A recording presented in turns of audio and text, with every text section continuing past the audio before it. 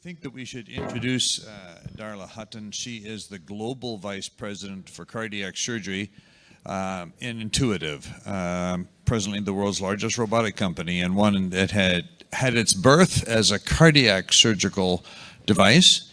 As some of us laugh, it aimed at the heart and hit the prostate, but it's turned around. And as Darla will tell us, there's a renewed, genuine commitment to supporting cardiac surgery, minimally invasive procedures with the Intuitive robot, and in particular coronary procedures, which, as she tells me, are expanding more rapidly than any other procedure done with the robot. So we're delighted to have you here. We wanted to have this as a so-called fireside chat, where everyone will participate in a conversation with this person, Darla Hutton, who, frankly, has the power to change the world as we know it in terms of minimally invasive coronary surgery. So we are delighted, not just with Intuitive's support of this meeting, but most importantly, Ms. Hutton's presence here and her commitment to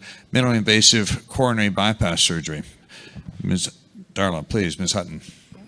Well, first of all, thank you for the invitation. It'd be great to be interviewed by all three of you and the audience. But like he said, we and Intuitive are very excited to be back fully in this space. And it's really the first time that Intuitive has created a procedure-based or surgical-based business unit. Historically, Intuitive has been set up based on our platforms, multi-port, single-port, and most recently Ion. But we decided to form a cardiac surgery division that I am very proud, along with my team, to get to head up.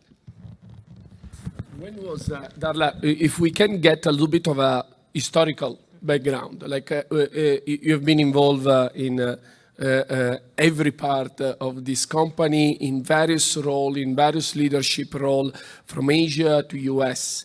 If you can give us a little bit the 30,000 feet view of when was Intuitive, what was the decision that made Intuitive step back, and what is the decision of Intuitive now? What has been the decision to come back? What is the historical background that we're looking at?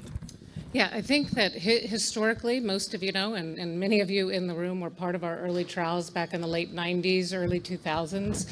We started out as kind of general surgery, but with a heavy focus on cardiac surgery in those early years. You know, for the first decade, cardiac surgery was growing and adopting, mostly in Europe and in the US. And then there was about a decade where cardiac surgery stalled for robotics around the world. And Intuitive had made a lot of investments in that time into this community in terms of platforms and instrumentation, and yet there wasn't continued adoption.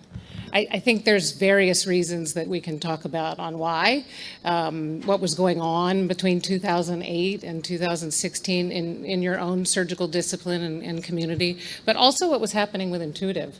The rest of the Intuitive verticals, general surgery, urology, gynecology, started growing very rapidly all around the world, and we sort of had to make a choice with the amount of bandwidth and resources that we had.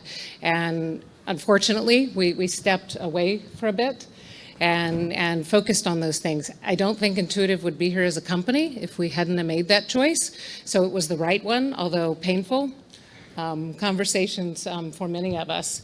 And I think now, in the last 5 years, what we're seeing is a rapid acceleration of robotic surgery, thanks to this community and to also other companies that now recognize the opportunity. And so if you look at the last 5 years, Da Vinci has continued to grow in cardiac surgery, 20% year over year. Just in the last year alone, for instance, we've had a 38% growth in robotic mid-cab around the world. And it's not just in the United States anymore. It's not just in Europe. It's actually all over the world. So we've now, with your help, treated almost 140,000 patients in 51 countries just for robotic cardiac surgery. Sam, you have been a part of that, and give us your 30,000 view. You were someone involved back in the days, one of the last men protecting the Santo Graal of Tikab, the last man behind, and the last chevalier, of protecting the Graal, and now seeing this one back. What has happened? Where do you think this one comes back from? Why in 2016 things start to change? What has changed in our specialty? I thought I was going to be able to ask questions. I'm being Get to be asked. on this side. No. So I'm on Darla's side now? Yeah, no, you are allowed to ask questions. And we should preface your remarks by saying that, as far as I'm concerned and aware, Sam Balke is literally the world's premier robotic coronary surgeon and TCAB surgeon, and we are delighted that he has lent his efforts and engagement to this society and continues to lead the resurgence in robotic coronary surgery. Too kind, John. Thank you so much. But to first of all, Darla, thanks for putting yourself in this position and being on tour this year, which you have been. And I think we were together in Istanbul for ISMIX, where you kind of made the initial announcement that this was coming back, and then in Strasbourg as well, and then I think you were at SMIXT in Bangalore. So you've been really on the road and talking about this, and I think it's a very exciting year for those of us who are interested in coronary surgery done robotically and in cardiac surgery in general. But I think this conversation is mostly focused on coronary. And it's a very, I think, landmark year this year with the return, if you will, of robotics in coronary surgery. With, as you said, the presence of other companies and other entities that are moving this process forward. And I think it's actually starting to make coronary surgery sexy again for the juniors in our field, and they are really coming back to embrace this, and this is just, there's nothing better to see than this. So from my perspective, I think, I was an early adopter of robotics, relatively speaking, not a pioneer in any sense, not a Randy Chitwood or a Doug Murphy, who were, preceded me by several years, but somebody who really saw the value of the robot in coronary surgery. When I first started robotics, I did not use it for the valves. And I remember long conversations with Chris Rabbitt, who was the person that was in your role back in the day, and he would try to convince me that it was useful for the mitral, and I would say, nope, I do a Hugo Vanneman operation, little mitral incision, but I need it for the coronaries, because if I want to do multivessel arterial grafting back in those days, or whatever vein even, I need to have dexterity, I need to be able to sew inside. And for the mitral, I don't need that much dexterity, because coronary surgery, as all of us in this room know, is the most demanding operation that we do as heart surgeons. At least that's my bias. And so I need the dexterity, I need the 3D vision, and I need the robot. And so we adopted very early, and we moved it forward and stayed with it. And at the time, Intuitive was supportive, but about 4 or 5 years later, in the early teens, it kind of, what you said, happened. But the other thing that happened in cardiac surgery is that there was less enthusiasm for our specialty, and we were unable to fill our residency positions during that decade almost, and that changed in the last 5 years. And so I think if you look at those curves that we've looked at together, where you see the hump of robotic activity in around 2010, 2011, and then it comes down in the mid-teens, and now you're starting to see the rise again. That also coincides with interest in cardiac surgery in general. And so I think there's more than one explanation for what happened from the perspective of why the adoption went down. But so that's all history now. I think we should probably try to spend this time talking about what's in the pipeline, what are we looking at for the future, how do we train the next generation, and how do we leverage the work that Intuitive has done over the last 26 years, because there was nobody else in the field. How do we leverage the work in terms of your ability to put robots in ORs all over the world and have surgeons be adept at manipulating instruments inside people's bodies, whether it's in the chest or in the abdomen, remotely, as it were, with surgery. How do we leverage that 26 years of evolution into now what we would all consider the most important organ of the body? How do we train the juniors? That is the big question, right? That we've been talking a lot about even this weekend. I think first it's not just all the learning from Intuitive and everything we've done with Da Vinci. What I would also, say is the whole industry of, people that you have here at the tables outside. There was also a lot of learning going on there too, where there is so much more, there's a lot more experience with just minimally invasive cardiac surgery than when we were trying to do this 20 years ago. And that makes robotics a lot easier to adopt and transition to. When so many of you know how to do just various minimally invasive techniques now, it makes it easier. So that's what I would say. I do think that what we're set up for today is it is not just about training the surgeon. It really has to be about training the entire team that has to be in the OR with you. And that is going to be different if you're doing intracardiac procedures than if you're doing coronary procedures. And we understand that now. We understand how to train and create high-performance cardiac teams. What I think we're going to need is this community and others to be disciplined to that principle and to take the time to go through the structured training that's going to be necessary so that we're getting great outcomes for patients on the backside of this. So back in our day, we were going to a course for about half a day. Yes. And we learned how to harvest an IMA on a cadaver, and then we came back and did it. That should no longer be the That case. is literally true. That's exactly what it is. But also the standard back in the day, and I don't want to speak, but now we cannot do that. No. We need to protect, as Darla was saying, we need to protect the outcomes. Adopting any minimal invasive procedure should not be done with any meaning of harming or defecting a type of procedure, because then it's worse for overall the perception of that robotic technique or that specific procedure. So we need to make sure that despite the new enthusiasm is channeled in a very appropriate, rigorous and disciplined training pathway. They should be different for different age group. Here in this room, there are people with a lot of experience in open sternotomy, people with experience in off pump, people with experience, with no experience in junior guy, and each one of them needs a different pathway and a personalized approach. Yeah, and I think that's what you talk about, me being on tour for the gear. Our entire team has been, and what it's really been about is trying to understand the sequential pathway for training that we're going to need to do based on all of the procedure technique that you all have developed.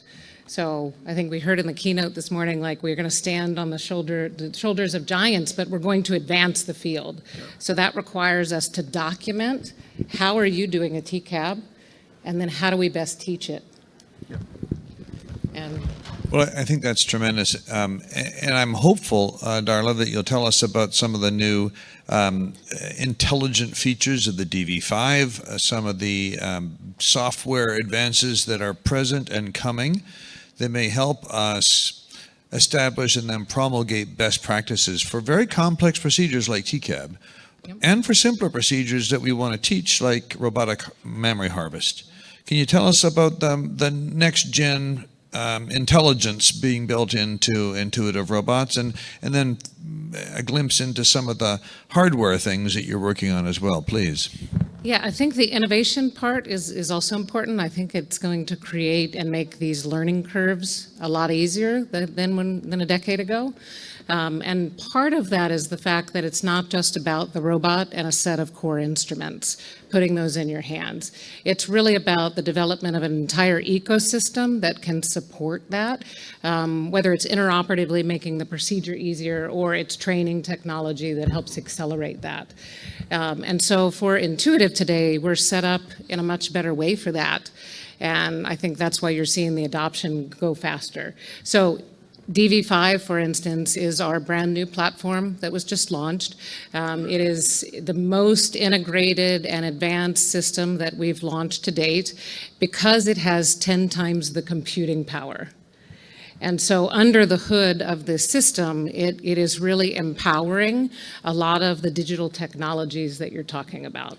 And so if we kind of walk through the whole workflow, it's in the beginning being able to help you with integrated imaging and 3D models that will help you prepare the case on how you're going to approach the case in a more customized and personalized way for the patient. Then it's helping your teams understand how to even set up the systems. So having virtual reality training so that they can prepare the system in the right way, set the room correctly up for you. And we don't necessarily have to have live people helping, right? We can do that with telecollaboration or virtual reality. As we move into the OR, it will be helping you with clinical decision-making, with image guidance, with task automation at some point, and all of the compute power will allow that to really happen. Then I think it's advanced instrumentation. And what we know is that all of you want a robotic stabilizer in your hands. And so we don't have to ask questions about it. I think all of us know that, and there is active innovation going on with that. But beyond that, I think there's more that we need to be bringing. Whether it's a robotic anastomotic device, whether it's other things that are going to make accessing TCAB and scaling TCAB and other procedures easier. I think that the last piece is that as we exit the OR, the ability to have data and analytics at your fingertips in real time and to generate real-world evidence will change the way surgeons learn in the future. Because if we can have objective performance indicators that are video-based, then I can have a new learner be able to replicate what you do. I know exactly what they need to work on. I can build customized simulation for them, and this whole thing becomes easier. And those can be really powerful, those digital feedback loops and training tools. Just as a very tiny example, Gil Walatin here happens to be an actual fighter pilot. Gianluca and I went with him to a fighter pilot training program here in a simulator system in Manhattan on Wednesday. Now, it turns out Gianluca's also a pilot, and so I was a little outgunned. And to be perfectly honest, when we got in the simulators, this is an F-35, so these people tried to teach newbies who've never flown to fly an F-35 simulator. Yeah, it was fantastic. Okay, so just my first crash, I hit the mountain at 1,000 miles an hour. 5 times. All right, it was brief glory. But he's still alive. This man is. The point is, though, that there was a feedback. We were in the simulators for 8 minutes, and then we had video feedback, digital feedback, naked, transparent feedback of mostly my mistakes. And then we go back and do it again. And then we do the feedback, and we go back and do it again. At the end of the day, not surprisingly, the Top Gun, Gil, had never crashed, and he had a score that was off the chart. Mine was a tiny fraction of his score, and I crashed multiple times, but I improved more than he did. Now, part of that's because there was no place higher for him to go, and crashing in your first seconds left lots of room for improvement. But that's kind of the point. This technology could be applied to the robot, because this was very much like a robotic environment. You put your head in this, you're in a cockpit, and you've got different tools than a Da Vinci. But the concept of digital training and transparent video feedback is real, and it works. And it literally is a modality for learning and even team building that I think is very applicable to the robotic TCAB environment. And I think that Sam has mastered a team in Chicago, and Gianluca's replicated that.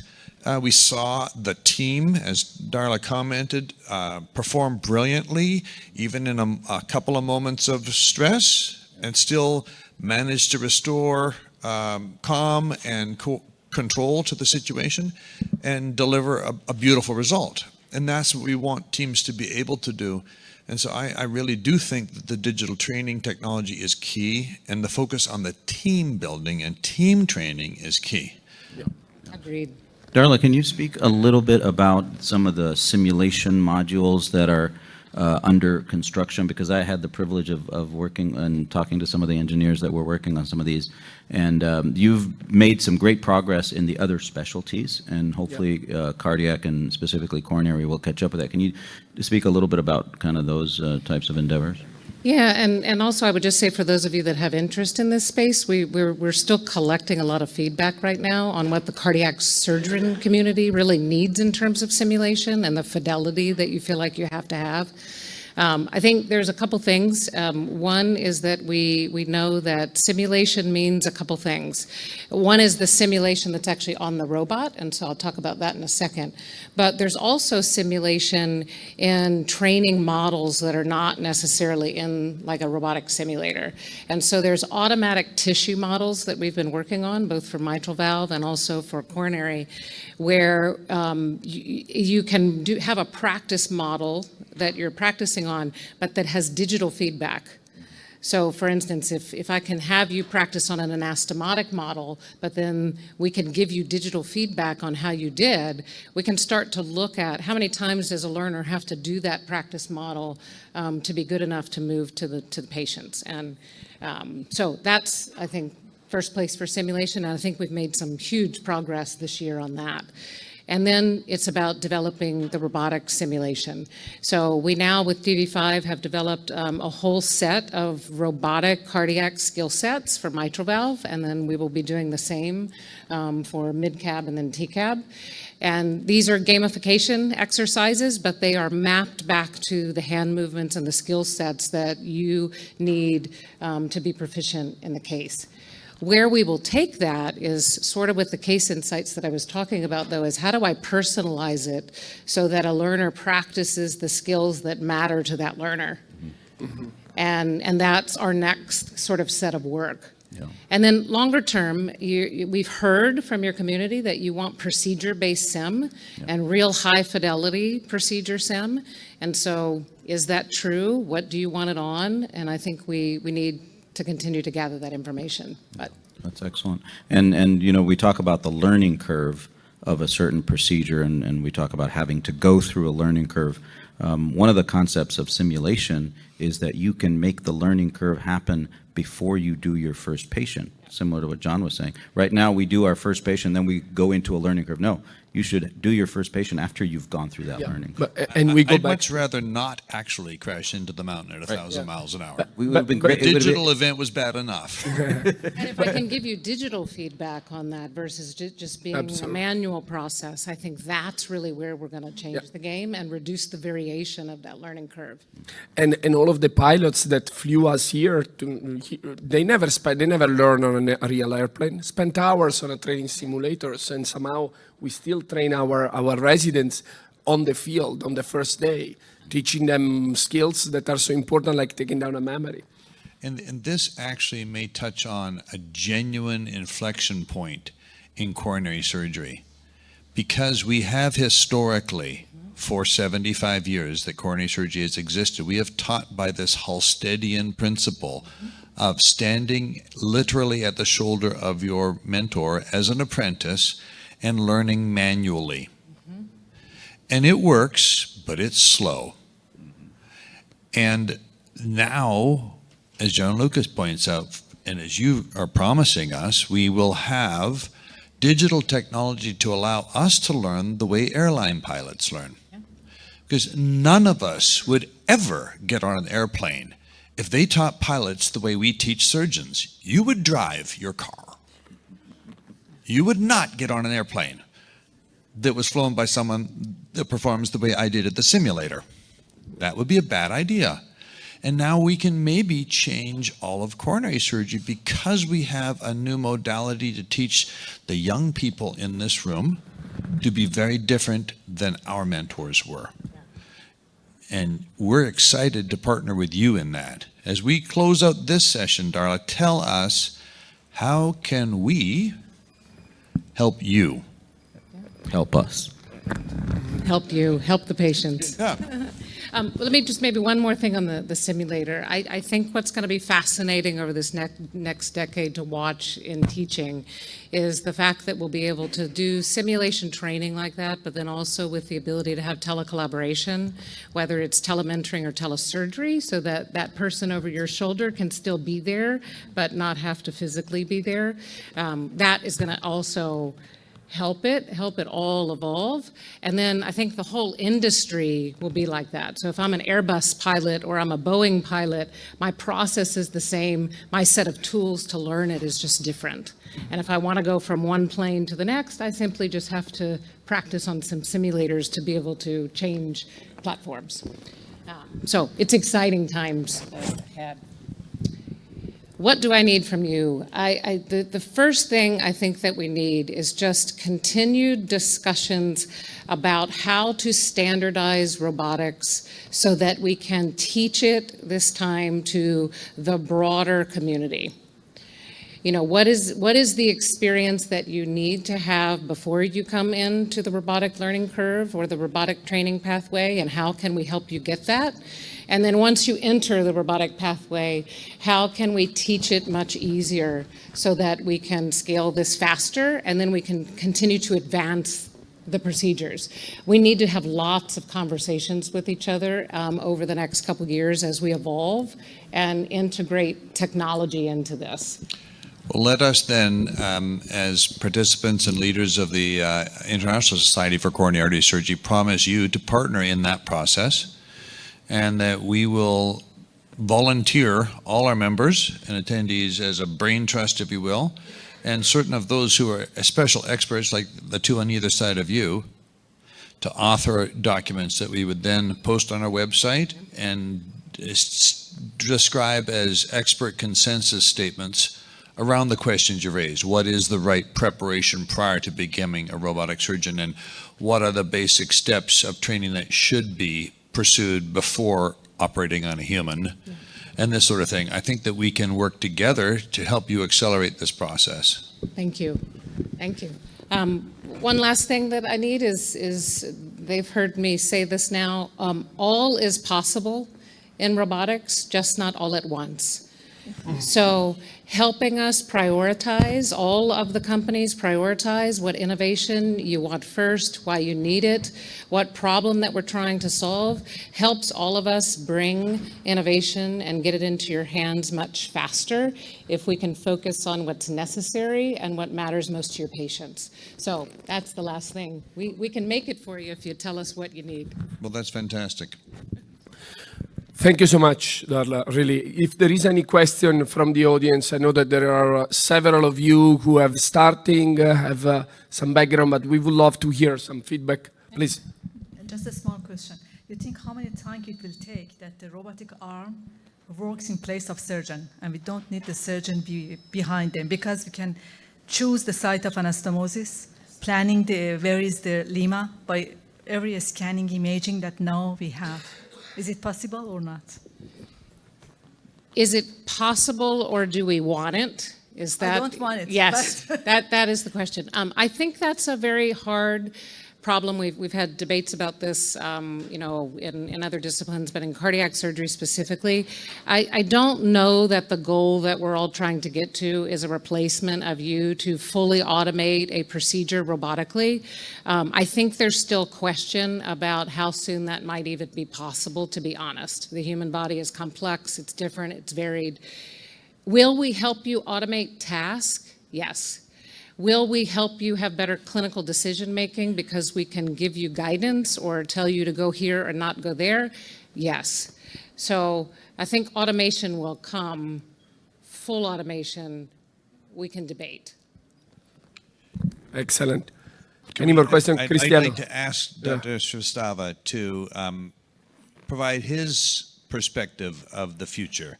Maybe you step to the microphone, Sudhir, and just give us your thoughts in just a moment or two.